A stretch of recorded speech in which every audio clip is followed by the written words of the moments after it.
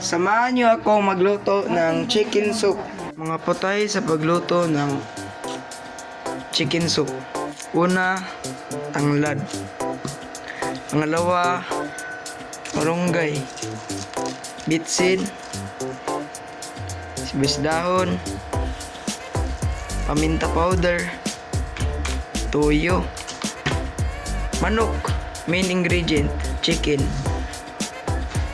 atsal, sayote,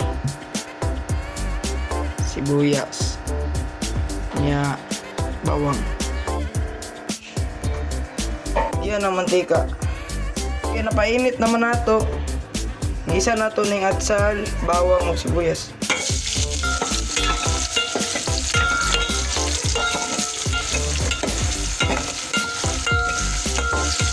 Tapos igisa ay ihalo ang manok at hayaan ng 3 minuto.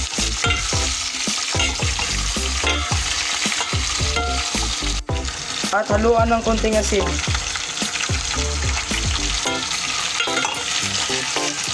After 3 minutes, put 3 cups of water.